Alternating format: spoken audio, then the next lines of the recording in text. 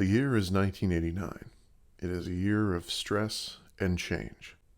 The Berlin Wall is coming down, U.S. troops are invading Panama, Nicolae Ceausescu is being overthrown and executed in Romania, pro-democracy protests rage on in Tiananmen Square, Emperor Hirohito has just died, and the Exxon Valdez is running aground. 1989 was the most stressful year ever. For a while. 1989 was also the year that Nintendo released a small, inexpensive, happy distraction that you could take anywhere with you. It sold very well.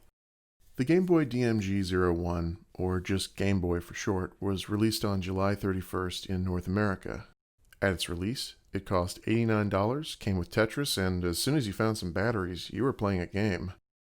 The console enjoyed a brief time with little competition, but Sega was on their way to making a competing handheld console. The Sega Game Gear was released about a year and a half after the Game Boy, and on paper seemed like the superior system. Why did the Game Gear fail so spectacularly? The Game Gear was a larger console that was wider than it was tall, unlike the Game Boy. It felt good in the hands, it had a bright backlit color display, and pretty good sound. By the end of its life, it had plenty of games, but it wasn't quite enough. For one thing, the Game Gear cost about $150, and that didn't include the cost of batteries. The Game Gear took 6 AA batteries and only lasted 3 to 5 hours, while the Game Boy lasted nearly 30 hours on 4 AA batteries. Also, by the time the Game Gear launched, the Game Boy already had nearly 100 games for sale in Japan, which resulted in the Game Boy's adoption as everyone's go-to handheld console. It might also have had to do with Nintendo's now legendary durability and design. Nintendo's products have been reported to withstand so much punishment that they are described by some to be made from an indestructible element called Nintendium. Prior to production, Nintendo puts its own devices through keying tests, compression tests, vibration and drop tests, wear and hinge tests, and even flex tests for every cable. Over and over again. Nintendo's customers have taken it upon themselves to test durability in other creative ways. In a video posted in 2011, a GameCube has weights dropped on it, is hit with a sledgehammer, and is dropped from a tall height. It still starts right up. In another video, Nintendo cartridges are put through a washing machine, drilled with power tools, buried in the snow, and had fireworks crammed into them, and the cartridges still play. A Reddit user posted about their Nintendo 3DS being in a fire, and it still works. That's almost as impressive as the Gulf War Game Boy, which was a Game Boy that was blown up in an army barracks in the Gulf War and still plays the Tetris cartridge that is fused to it. This Game Boy still works after 30 years, but the technology might seem a little dated. We're going to replace its original, brittle shell, swap out the front printed circuit board, and the pretty broken screen for a new backlit IPS screen and custom PCB, as well as install a more modern power solution. These improvements won't change the quality or content of the games I play on this, or make them any more fun. It will make the Game Boy more suitable for playing in conditions other than direct sunlight or under a lamp inside. Before we get into this mod, there's a couple of points I need to talk about. First, this is likely the original shell of the Game Boy, and we know this for a couple of reasons. First, the screws in the Game Boy are the same tri-wing screws that came in the original Game Boy. These are not the normal Phillips screws that come with most replacement shells. Second, the condition of the lens is pretty battle-worn, and the adhesive is so old and worn that it's separated from the shell and discolored. Finally, the color of the shell, and I don't mean that it's the normal gray color of the original Game Boy. There were plenty of other colored shells for the Game Boy that were released in Nintendo's Play It Loud series. No, in this case, the shell has become discolored over time. It doesn't show up on camera very well. The ABS plastic, that's acrylonitrile, butadiene, and styrene, undergoes a radical polymerization to make the plastic we all use, in this case, in a Game Boy shell. These plastics use what's referred to as a BFR, or bromine fire retardant, and a lot of videos online point to the bromine degrading over time that causes this discoloration. It's likely not the bromine, but instead polymer photodegeneration of the ABS that's occurring over time combined with exposure to UV light. There's a good article about this that explains the process way better than I can over on Medium. I'll link it in the description below.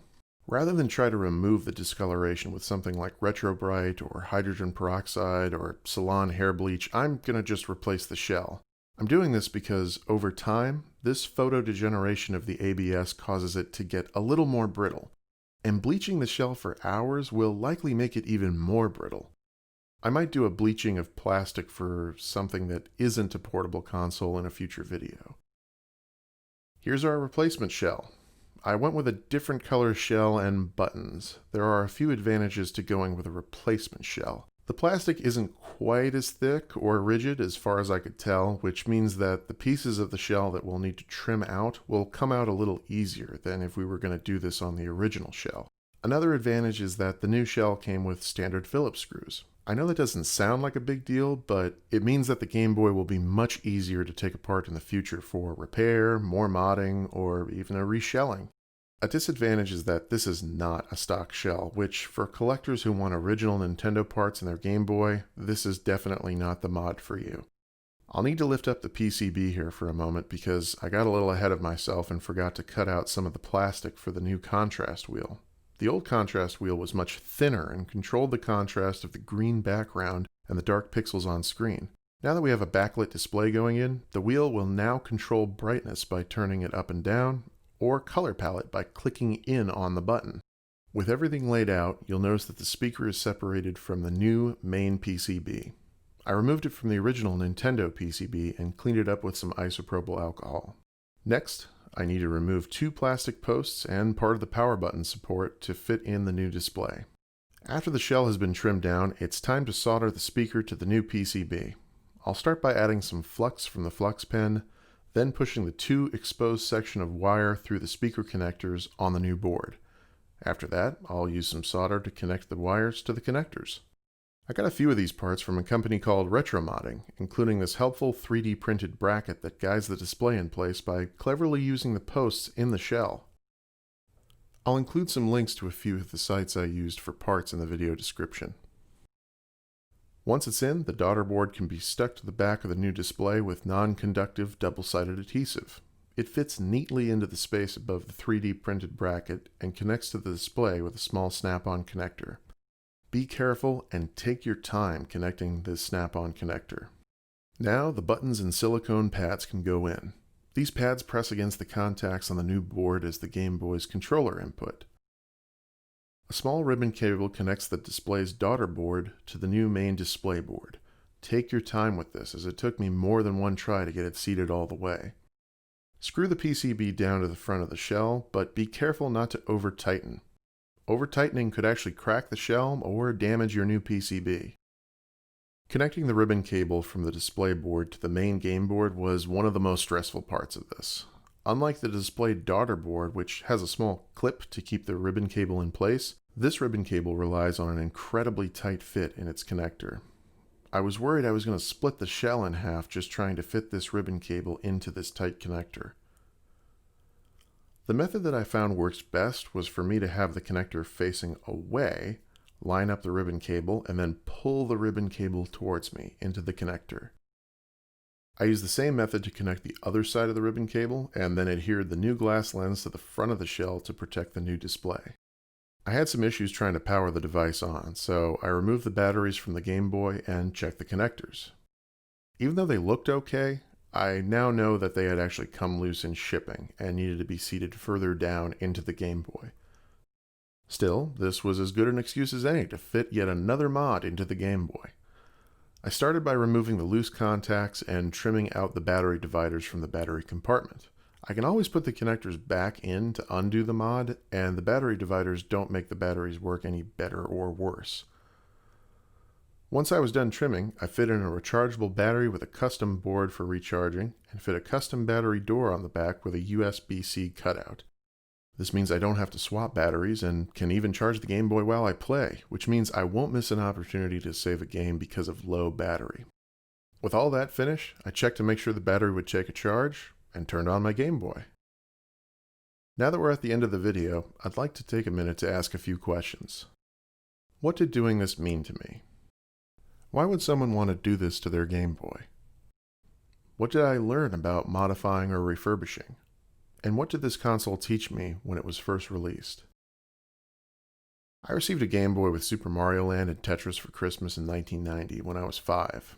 It was my first game console, and it started a lifelong love of games. Doing this was more than a nostalgia trip. It means that in some small way, I actually get to be involved with the building process of my first console. As for why someone might want to do this, the screen on the Game Boy that I modified today had the beginnings of a very broken screen. So I figured, why not replace it with something a little better? If you have a Game Boy with a broken screen, or you would like to just be able to play a game in conditions other than bright direct light, a backlit screen might be for you. Keep in mind that you should buy the kit with the printed circuit board and the screen. The old screen is connected to the old PCB, and the new PCB is made specifically for the new IPS backlit display. As I mentioned before, a backlit display is not going to increase the joy you get from playing Game Boy games, but it will make the experience a bit better. And while the fact that you could keep some electronics out of a landfill is a nice byproduct of all this, it's really about enjoying the experience of tinkering and enjoying your games. I learned a lot from this mod. There are much better guides than this one out there, and I suggest you check them out before making any decision to do this yourself. Also, take your time and be deliberate.